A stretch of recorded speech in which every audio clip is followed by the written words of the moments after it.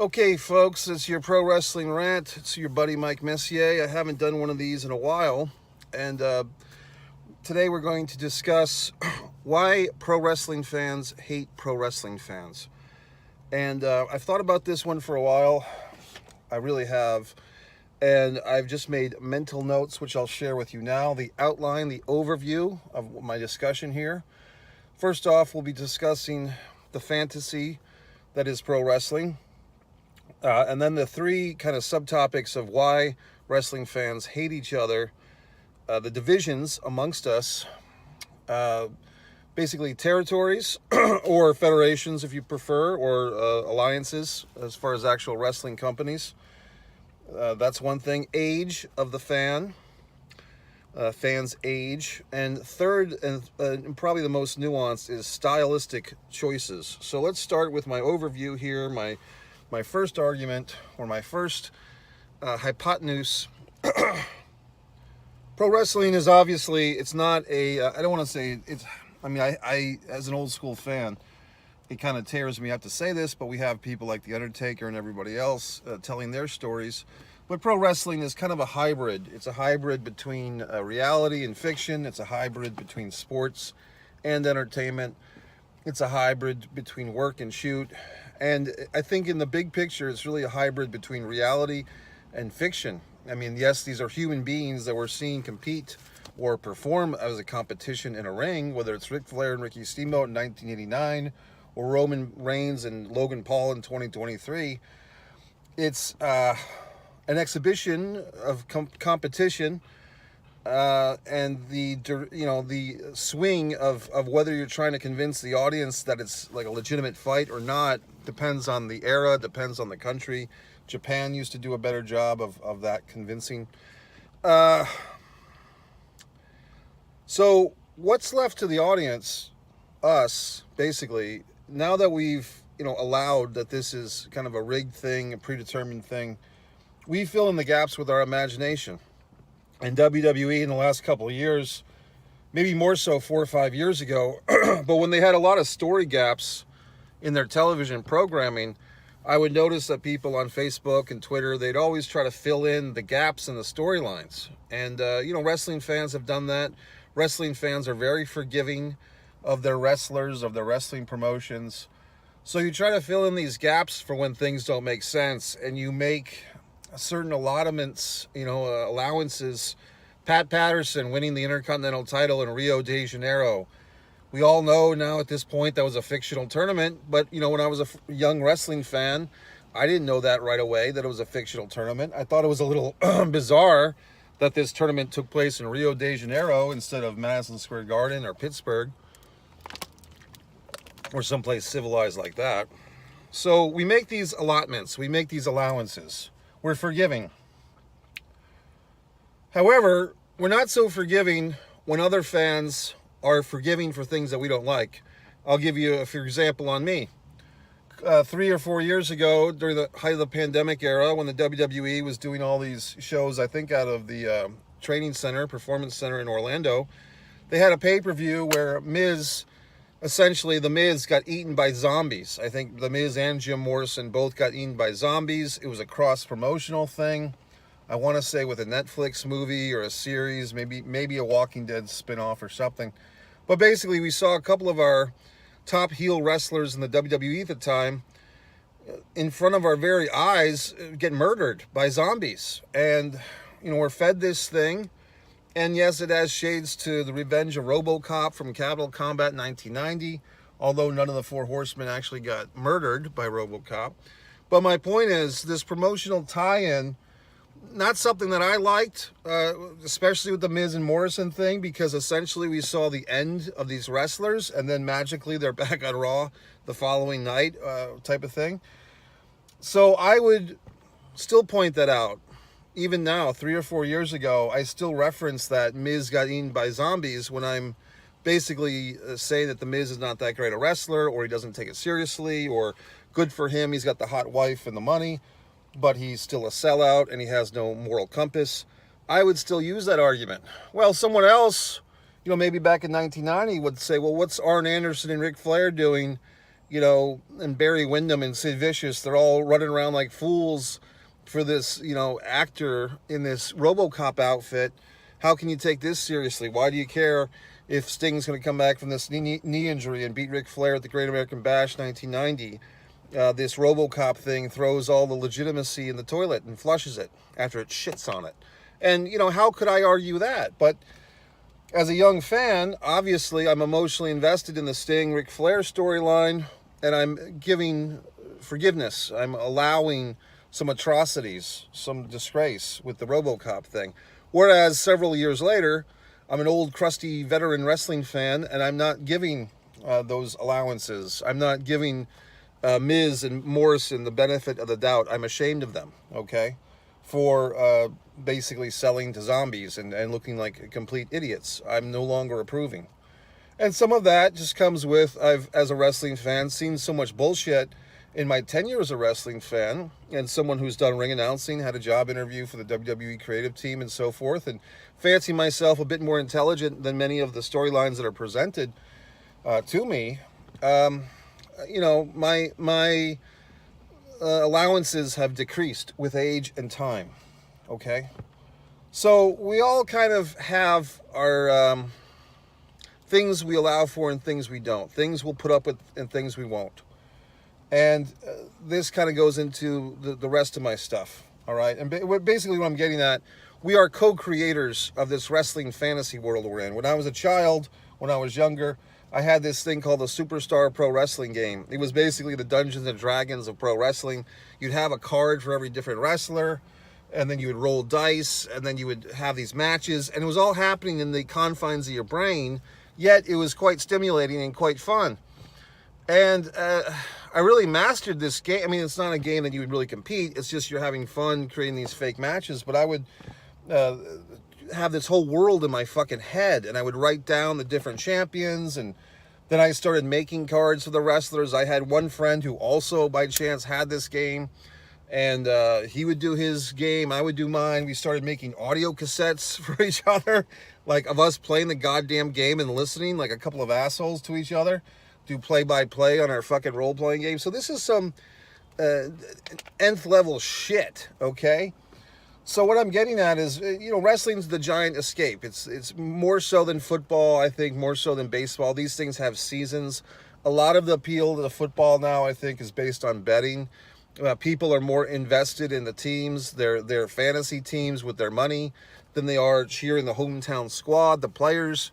They get traded so often, and they're free agents so often. The loyalty to the costume, to the uniform is no longer there. The home city, it's not there as much. So people change, okay? And we're not as naive as we used to be. At least we don't think so. Getting back to pro wrestling, what were my three divisions? Okay, the federations. I'm wearing this wonderful ECW shirt that I took this photograph, Sabu and Taz. I took that goddamn photo. So yes, I was a pretty hardcore original ECW fan. I would go to a lot of ECW shows. I mean, I don't want to say I feel #blessed, but I was able to see Barely Legal in person. I was there the night of the New Jack Kulas incident in Revere. I saw Sabu do a lion salt onto a table where his mouth fucking went into the fucking table thing. Okay, so I saw a lot of scary, like Sabu's mouth got all fucked up. Because he basically guillotined himself on a fucking table thing, a fucking leg of a table. So I saw these things with my own two eyes. I was there for the Extreme reunion or Extreme Rising when Axel Rotten and Balls Mahoney had their last match. I think it was Axel's last match ever. All right? So I've been through the wars with ECW. I have a loyalty to that. Now, I don't necessarily have a loyalty or a respect to Paul Heyman, okay, because I know things that most of you people don't know, but to guys like Tommy Dreamer and Raven and Shane Douglas, I will always have a certain loyalty, a certain brotherhood, in my own mind at least, with these guys, okay, because I've been through the goddamn wars. People, you know, from old school Texas, you know, a friend of mine actually was able to attend as a young child. He was able to see the Von Erichs in person. I think he saw David Von Erich wrestle in person in Texas. So when this Iron Claw comes out, this movie, yes, I will be doing a review in a day or two once I see it. He has a loyalty to that. I know a lot of friends of mine, you know, the Monty and the Pharaohs, the Benny Scalas, all these guys, Angelo, Mad Dog Angelo Despino, they're all New England guys. Benny Scala, Nikita, Breznikov, Evan Ginsberg, they're all New England guys, okay? And they all, when you talk to a guy like my buddy Steve Feinberg from Rhode Island, and they talk about their wrestling childhood days, they always say the same thing up in Rhode Island. Oh, Jack Ritchie Stadium, Gorilla Monsoon.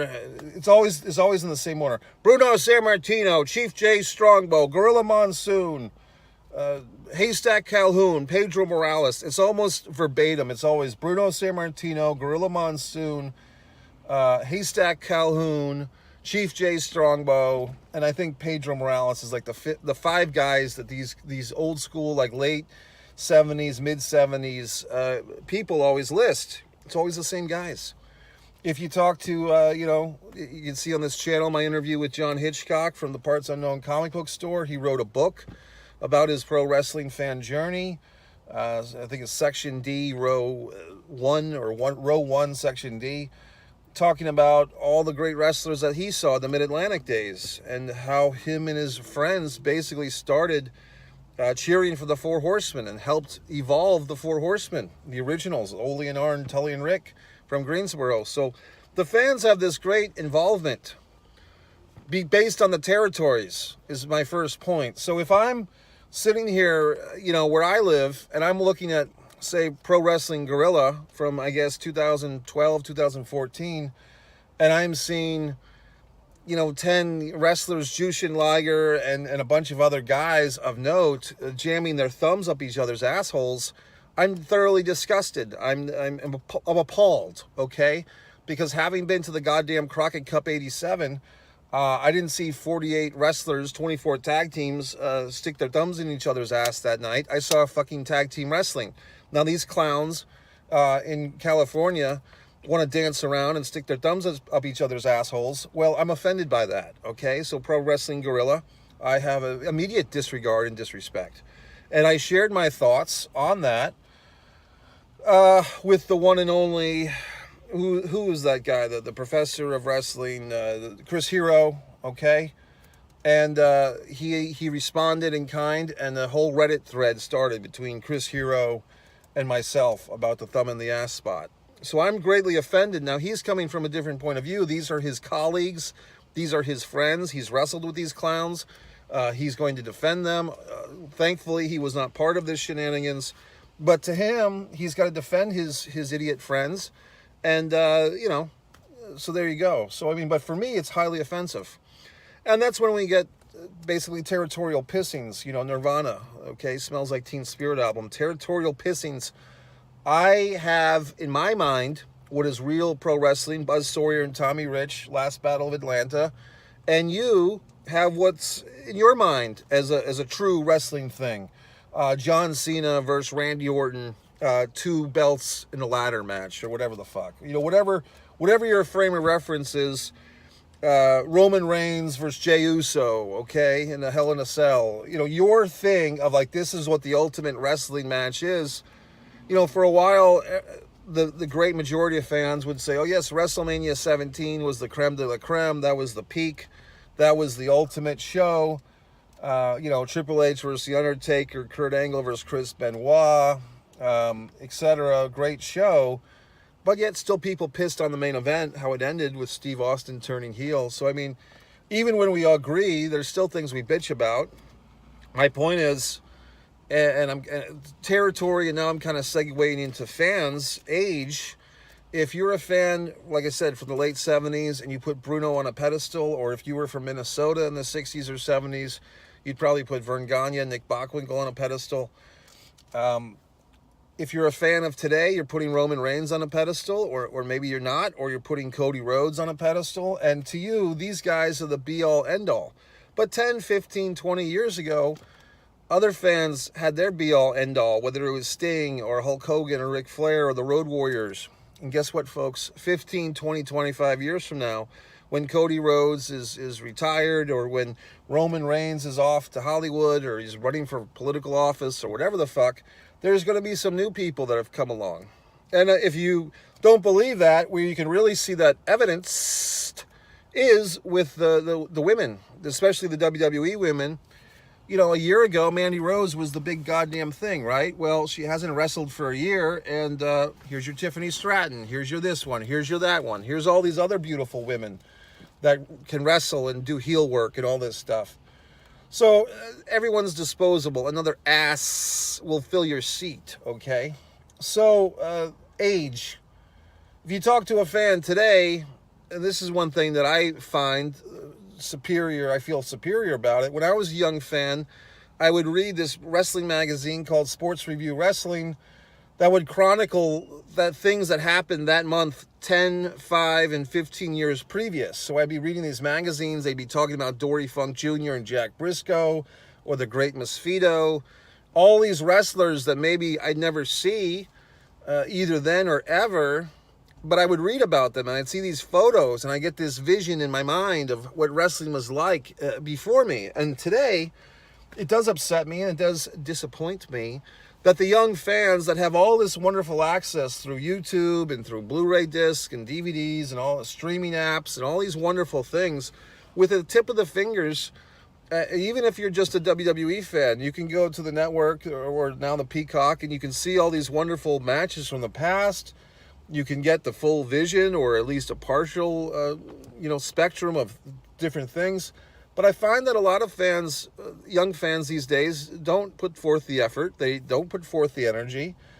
I'm kind of revolted and disgusted that some fans today that seem to know a lot about the modern stuff, they never gave 3 hours to watch Starrcade 83. They never sat there and watched Ric Flair versus Harley Race in a cage match for 14 minutes and 35 seconds. They don't have that in them. They never sat there, and even if they're a WWE fan, they never watched WrestleMania 1. They don't know what the first match of WrestleMania 1 was. Okay, Tito Santana versus Mr. X. It was Buddy fucking Rose underneath the mask. They never sat there and watched Junkyard Dog and Tito Santana versus Dorian Terry Funk at WrestleMania 2. So these fans, they say that they're fans, but they're basically fans of contemporary what they're being shown on television. I had a good friend of mine, intelligent fellow, several years ago. We were basically killing time around the holidays, and I said, hey, we had time to kill, a friend of mine and I said, hey, buddy, you want to watch, I got the Survivor Series from last year on DVD. You want to watch it? And he was shocked. What do you mean? What do you mean you have the DVD? I'm like, well, I got the DVD of the Survivor Series from a year ago. We put in the, watch it. And he was so confused, basically befuddled, that I would be watching a wrestling show where the results were already known, that I had on disc. Like, it was shocking to him that I would watch something that wasn't live happening that minute. Like, this never occurred to him, that you could, that you could get enjoyment from watching wrestling matches where you already know the result. Maybe you've even seen the goddamn match before. Or just, for just the enjoyment of watching it without having to have that extra layer, which I do enjoy too, of not knowing who wins or it being in live time. Well, to me, that was just foreign, because for me as a young fan, I always enjoyed watching, the best matches a few times over and over. You tape a Clash of Champions and you watch Dr. Death Williams beat the Stallion 3 or 4 times during the week. It would be wonderful. And you wouldn't think about, like, why is this wrong, or am I wasting my life? You know what I mean? But in any regard, it's just different fans have different approaches, which kind of goes back to my first point. We all have our little vacuum. We all have our little vision of what wrestling is supposed to be and how you're supposed to enjoy it. Are you supposed to enjoy it in live time? Can you tape it and watch it later? Do you have to be ignorant of the results to fully get the maximum enjoyment, or can you know the results? We all have our little rules, our little divisions in our mind, and if somebody comes along and fucks with those rules, it upsets us. We get upset. So there's that. What else did I say? The territories, the age, the style. Now here's something where I kind of go off, as you know, the angry wrestling fan, me, Mike Messier, and I'm trying to be less angry, trying to, coming to the end of 2023 or whatever the fuck, trying to be more open-minded to you fucks. But basically, the style, there, a lot of people today will accept, we call it the choreographed or the gymnastics, the men's gymnastics, where, oh my God, they did a Meltzer driver and they did 5 Hurricane Ranas and they did a fucking 619 and they, you know, the flippy dippy shake. I mean, even Jim Ross on his podcast always bitches about the one guy going to the top rope, doing a backflip out of the ring to the floor, and 4 or 5 guys standing around like bowling pins to catch him. I don't like that either. I mean, the first 1,000 times I probably thought it was cool, but now I don't. So the point is, we all have our kind of logistics, but as I get older and more ornery, I mean, I was talking to this nice gentleman from Texas about this on referee Joey's podcast. What if you had a wrestling federation where guys didn't bounce off the ropes? You know, like if you really think about it, one of the greatest tells of pro wrestling being, you know, less than on the surface as a fight is guys getting thrown an Irish whip into the ropes and you magically have to bounce off. You know what I mean? I can't stop it. I mean, if you look it up, I remember seeing Jerry Seinfeld before the Seinfeld show. He did a fucking stand-up bit on David Letterman on the old 1230 NBC show where Jerry Seinfeld tore into pro wrestling and he's like, I can't stop running into the ropes. I have no control over my body. So it's just silly. I mean, if you really look at it, just throwing someone into the ropes, they can't stop their feet, and then they have to bounce off, and then they have to come back, and they have a pretty good idea that they're going to get smashed with a clothesline or a kick to the belly or a belly-to-back suplex or a tilt-a-whirl or a sidewalk slam, and yet they still continue to bounce off the ropes. And I posted this on Facebook once upon a time, not too long ago, and some fans said, well, Mike, you have to say that the person who's getting thrown into the ropes, he's choosing to run off the ropes because he's trying to do his offense, and now it's just a race to see which guy gets their move in first. Okay. So, I mean, this fan is making an excuse and an allotment, a justification for silliness, whereas I, you know, like I said, having been around the goddamn block, I'm a little sick of the fucking Irish whip into the ropes. I'd like to see a wrestling thing. The closest thing I can think of is that World of Sport from, once again, I think the 1970s or 60s in Britain, UK, where I don't think they did a lot of bouncing off the ropes by my memory. I don't think it was a across-the-board thing, but I think that was held to a limit, or maybe that UWFI thing from Japan, that pseudo shoot fighting. So my point is, you know, different styles. I keep going back to the Miz and Morrison getting eaten by zombies, but you could say, well, gee whiz, Mike, there's always been horse shit in wrestling. You know, the Ding Dongs, 1989, it's a wonderful show that they debut on, the Clash of the Champions, I think June of 89, and it's a hell of a show. It was like 100 degrees in that National Guard Armory, I think in North Carolina, Fort Bragg, and they're having this NWA Tag Team Title Tournament, the Freebirds, the Road Warriors, the Dynamic Dudes, all this excitement. Actually, the Road Warriors weren't in that one. They were already eliminated. But the the fucking Freebirds, the Midnight Express, the Dynamic Dudes, the Samoan SWAT team. And in the middle of this show, they have this, I believe it was that Clash. I want to say Clash of the Champions 7. They had the debut of the Ding Dongs. Look, and everybody has shat a brick on the Ding Dongs. I mean, they're right up there with the goddamn Shockmaster as the goofiest gimmicks and so forth. Guess the fuck what? Your buddy here, Mike Messier, I wasn't really offended by the Ding Dongs. I thought it was kind of an interesting gimmick. They were actually 2 very good wrestlers. They were an established tag team on the indie scene. It was a goofy gimmick, but I thought that they did it well.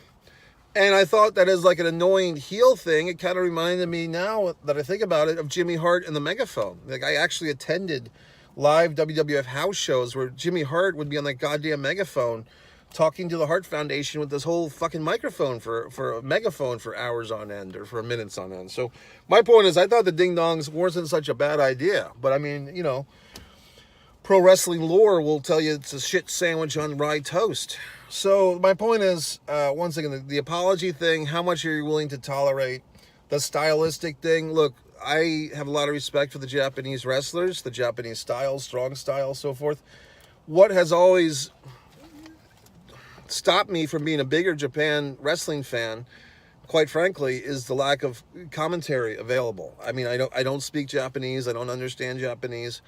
And, you know, when I was in college, we used to have a running joke that we were going to go to Brown University and kidnap a fucking Asian student from Brown and force him to translate the commentary to us while we watched Japanese wrestling matches. You know what I mean? Like, we'd feed him and everything, but we would have this kid, you know, that we would kidnap, and he'd have to tell us what they were saying in the Japanese commentary because we wanted to understand what the hell was going on with the Misawas and the Okanis and the Otanis and the Jushin Ligers and all these wonderful wrestlers. You know, we were upset because we couldn't understand the language. And to me, you know, it wasn't just a good match. I needed to have some type of grounding of a storyline. So, but then funny thing is, when, you know, they started doing things like Jim Ross, I think, used to work for New Japan, and they would have this weekly show on one of these cable stations. I wasn't really watching it. You know, for whatever reason, I think it was Josh Barnett and Jim Ross. I couldn't get into it as much as I would have hoped to. But anyway, the point is we all have our different styles, and I guess I'm kind of dwelling on the comedy thing, but you can fill in the gaps here. I mean, there's different styles of wrestling. You can say, you know, the six-sided ring from TNA. I like the high-flying stuff. I don't like it. I like when people have a more traditional match, whatever that means. You can even split hairs a little bit and say, well, who do you like better, Bret Hart or Shawn Michaels? Well, Shawn Michaels had a more performance-based presentation in his matches, and Bret Hart, I thought, had a more reality-based thing. But if you really put them on the continuum, compared to other wrestlers, you know, Bret Hart and Shawn Michaels are not that far apart when you compare them to, say, a mid-'80s Hulk Hogan match or a Lou Thesz match or a Verne Gagne match. Then suddenly Bret and Shawn styles aren't that much apart compared to other people that did well at different times. So now let's get into the hatred a little bit. We have all these divisions, right? And I think what I'm, you know, when my overall, go back to the first point, when my preferences are not your preferences, I might feel threatened. I might feel like, well, if you're not seeing this, if you're not collaborating on this fantasy reality thing, like I'm collaborating on it, then you must be wrong. Now, I can't just say, well, maybe I'm wrong. And I can't say, well, maybe you have your vision of it and I have my vision of it, and that's okay. It's like we have to have, at least we feel that we have to have, an agreement. Like we all agree that this guy's great and this guy sucks. We all agree that this federation's the shits and this one's awesome. And the reality is, you know, we don't have to agree. We do not have to agree. You can say, hey, The Miz is awesome. He can get eaten by zombies 20 times and he's still awesome. I can say that Ric Flair versus Ricky Steamboat Clash of the Champions 6 is the best match of all time. And you know, whatever you say is wrong. You can say, well, you know, Okada and fucking Omega, their 3 matches are the greatest trilogy of all time. You're wrong, Mike. We can all kind of shit on each other and have our territorial pissings, but the reality is we're all kind of deceiving ourselves. You know, there is no objective. This Mount Rushmore stuff, it always infuriates me. People never think in terms of the real Mount Rushmore. Like, there was certain things with those presidents. This guy is to start the Union. This guy is to preserve it. This guy is to defend it.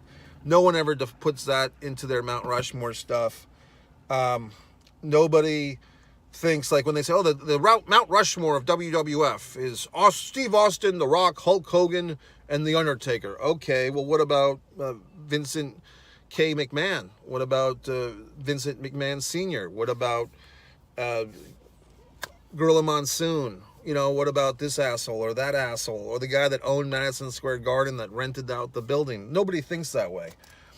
They say the Mount Rushmore of pro wrestling, Ric Flair, Hulk Hogan, John Cena, and The Undertaker. Okay, what about Gorgeous George, Antonio Inoki, Giant Baba, and George Hackenschmidt?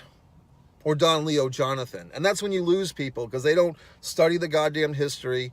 They don't have respect for the true origins. There's a whole heap of fans that have basically gotten their wrestling information from WWE home video DVDs or Blu-rays or whatever the fucks, or the network. So when you're just basing your opinions on something you saw on a program or a DVD from a company, you're not getting the full picture.